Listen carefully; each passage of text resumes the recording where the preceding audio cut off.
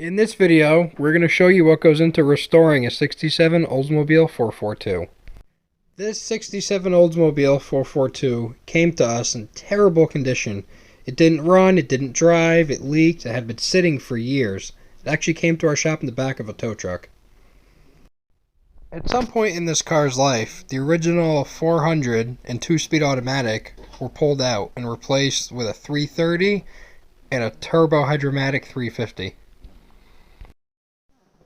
Pulling an original engine and transmission from a 67 Cutlass today would be considered sacrilegious by a lot of people.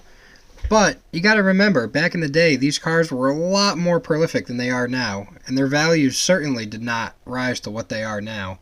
In total, 1967, 24,833 of these cars were made.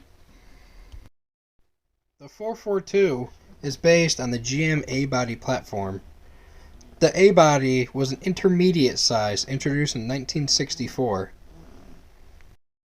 The chassis and underpinnings of this car are almost identical to a Chevelle, a Buick Special, a Cutlass, a Pontiac Tempest. That kept costs down for GM. The differences were in the 4 divisions. Each division was allowed to come up with its own engine and own transmission. Thus, you have a Chevy 350, Pontiac 350, a Buick 350, and an Olds 350. So the owners of this car, knowing it's not original, didn't expect it to be original when it was done being restored. So they opted to upgrade the 330 to a 455 cubic inch, and it's now backed by a turbo 400 hydromatic. This car hasn't been and won't be numbers matching. But for the owners, that doesn't matter. It will still bring them the same amount of joy to have it and drive it around when it's done. And for those of you who are wondering, 442, how can it have an automatic? Well, you are correct. 442 meant 4-barrel, 4-speed, and posi. But that was basically a marketing term. The 442 wasn't a car. It was actually a package that could be added.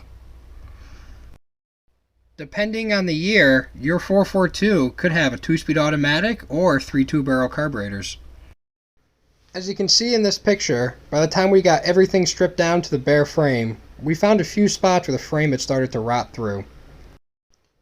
The rust and rot was not a total loss by any means. It just took some patching and some painting, and now the frame's good as new.